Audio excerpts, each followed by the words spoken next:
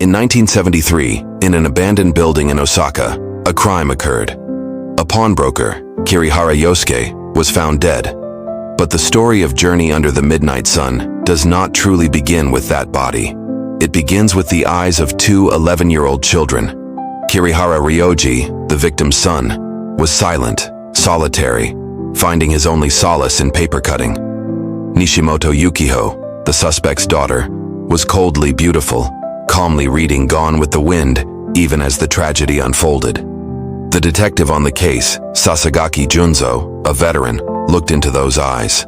He expected to see fear, confusion, or the pain of childhood. Instead, he saw nothing, just an empty abyss. This very illogic in the children's emotions became the logic for Sasagaki's 19-year obsession. And from that same abyss, the most brutal and complex symbiotic logic in the history of detective fiction was born. Keigo Higashino's work is not a typical whodunit. It is a dark psychological epic spanning nearly 2 decades, a psychological autopsy to answer the question, why did they become this way? The entire 600-page structure is built on a single, foundational logic, a symbiotic relationship forged in the hell of trauma. But for this logical machine to work, Higashino had to rely on intentionally illogical gears, turning the story from a criminal case into a modern tragedy, a legend of evil. The title is the key. Byaku Yaku, the White Knight Journey. This is a natural phenomenon where the sun never truly sets, but also never truly rises. It is an artificial daylight, cold and without warmth. Yukiho and Ryoji are the embodiment of this state. They are not really two people. They are two halves of a soul that shattered in 1973. Yukiho is the purpose. She is the soul of the machine. Sold by her own mother into Kirihara Yosuke's pedophilia, Yukiho's greatest desire is to escape. She craves light, nobility, social status, and an absolute purity to erase her filthy past. She is the one who walks in the artificial daylight. Yukiho's logic is manipulation, possession, and ascension. She is the Scarlet O'Hara of the underworld, willing to do anything for tomorrow. She manipulates friends like Eriko. She saves Eriko from bullies, not out of kindness, but to turn Eriko into a satellite, a backdrop to highlight her own elegance. She manipulates love, as with Kazunari. She steals Kazunari from Eriko. He is a trophy, a ticket into high society, a first stepping stone. She manipulates ambition, as with Shinozuka. When Kazunari is no longer high enough, she targets Shinozuka, who has higher status. To clear the path, Ryoji harms Mika, Shinozuka's sister, who suspected Yukiho. Her logic is to endlessly climb, destroying every obstacle. Ryoji is the means. He is the body of the machine. His fateful scissor thrust into his father's back was an impulsive act to protect Yukiho. But from that moment, he willingly became her son. The irony is that to create that artificial light for Yukiho, Ryoji himself had to sink into absolute darkness. He is the Black Sun, a sun that never rises. Ryoji's logic is sacrifice, protection, and elimination. He does not exist for himself. He exists for Yukiho. In Phase 1, he cleans up the past.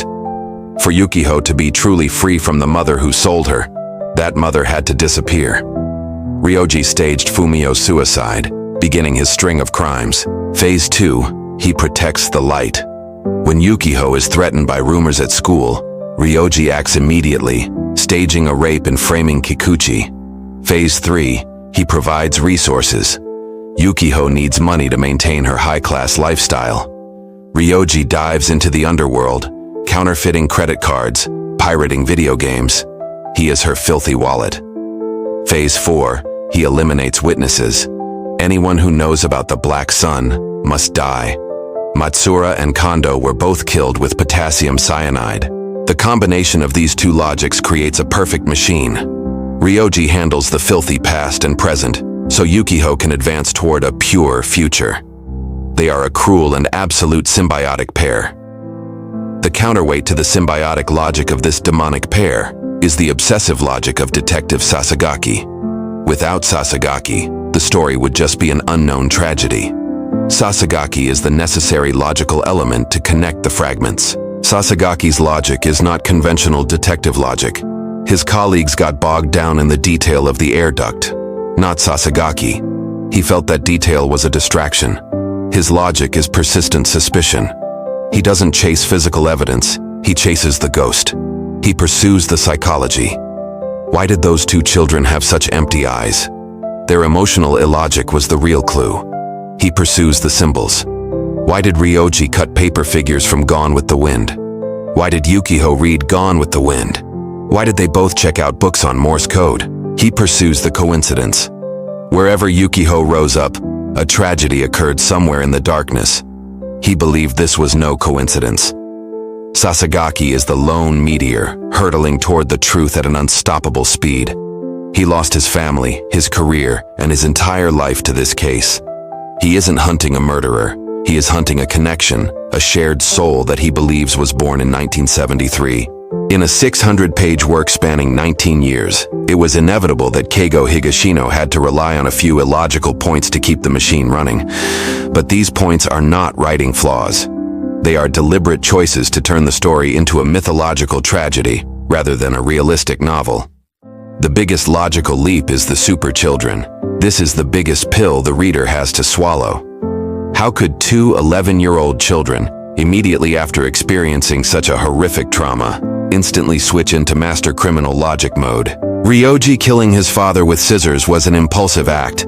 That is logical. But for them to immediately plan Fumio's murder, stage a perfect suicide, and frame the delivery man requires a level of calculation, cold-bloodedness, and knowledge far beyond an 11-year-old.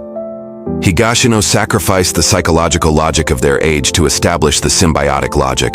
He didn't want to waste time. He needed them to become monsters instantly. The original trauma killed their childhood in an instant and birthed a single symbiotic entity. This is an illogical leap, but necessary for the story's pace and scale. The second logical leap is the omnipotent Ryoji. Ryoji is almost inhuman. He is a god in the darkness, a deus ex machina.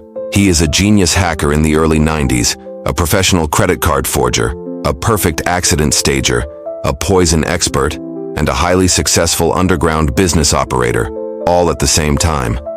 How could a teenage runaway, living outside the law, master all these necessary skills so perfectly? Ryoji's omnipotence is illogical if viewed through realism. However, symbolically, it is perfectly logical. He is not a character in the normal sense. He is a function. He is the Black Sun, and his job is to create light. Whenever Yukiho needed something, like money, protection, or the elimination of an enemy, Ryoji had to be able to provide it. He is the absolute means for Yukiho's purpose. The third, and most unbelievable, logical leap: the unbreakable bond. How can a bond forged at age 11, based on a shared crime, survive intact, without a single crack, for 19 years without any direct contact? 19 years is a long time. They go through puberty, first loves, psychological and physical changes, and yet their contract never wavers. Ryoji isn't jealous when Yukiho gets married. Yukiho isn't suspicious when Ryoji gets a girlfriend. This is illogical from a human psychological standpoint. People change, get jealous, doubt. But Ryoji and Yukiho do not. Their bond is not love, friendship, or dependence. It is a mythological constant. It is an absolute vow, a trauma bond elevated to a supernatural level. Higashino forces us to accept this constant as an axiom, because without it, the entire story would collapse. The most genius illogic of Journey Under the Midnight Sun is not in the plot, but in the narrative structure. In 600 pages, Higashino never once tells the reader what Ryoji and Yukiho are thinking. The entire story is told in the third person, through the eyes of Sasagaki, of the victims, of those around them. We are never allowed inside the two main characters' minds. This breaks the rules of a psychological novel. How can you write a psychological novel while completely hiding the protagonist's psychology? The answer is that the empty abyss Sasagaki saw in them at age 11 is their nature. Higashino intentionally creates a void in the narrative. He forces the reader to become Sasagaki, to piece together the clues, to guess for themselves. perhaps inside them, there really is nothing left. Ryoji and Yukiho died in 1973. What remains are just two machines, a machine of function and a machine of ambition. They have no inner life, no remorse, no love. They only have purpose. This illogical narrative structure is the most logical way to describe two souls that are completely empty. If they don't talk, how do they communicate? They communicate through symbols, the only language of the underworld.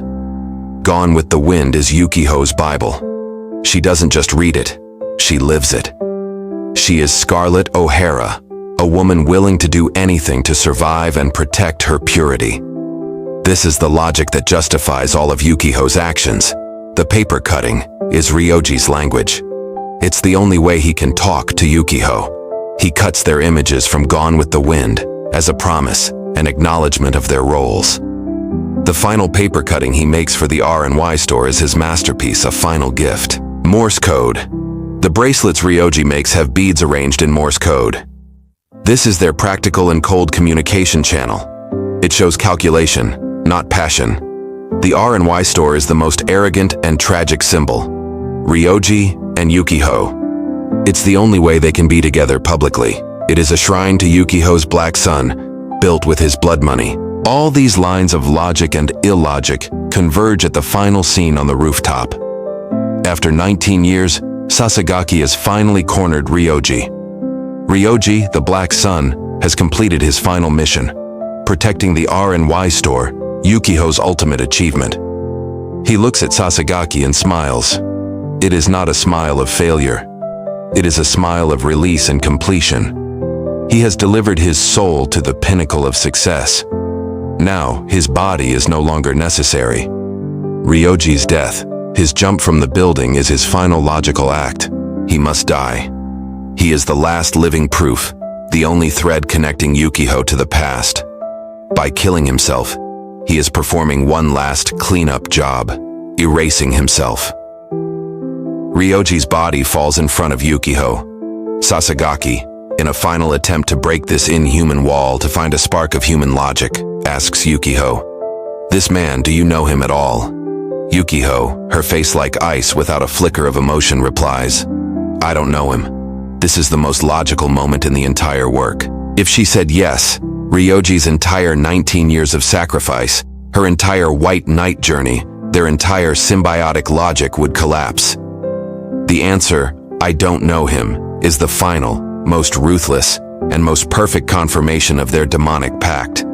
It is the only way she can honor his sacrifice, by erasing him completely, so she can keep walking alone. She turns her back without a single glance behind, a cold white shadow walking into the artificial light, leaving behind Sasagaki, Ryoji's body, and an empty abyss. Journey Under the Midnight Sun is not a story of crime and punishment. It is an absolute tragedy about an original trauma. A tragedy built on a foundation of the illogical, but operating with an internal logic that is ruthless and terrifyingly perfect. Thanks for watching until the end. What was your favorite part? Please let me know in the comments below. If you found this video helpful, don't forget to leave a like, share it, and subscribe to the channel so you won't miss my future content. Your support is my biggest motivation. Thank you all so much.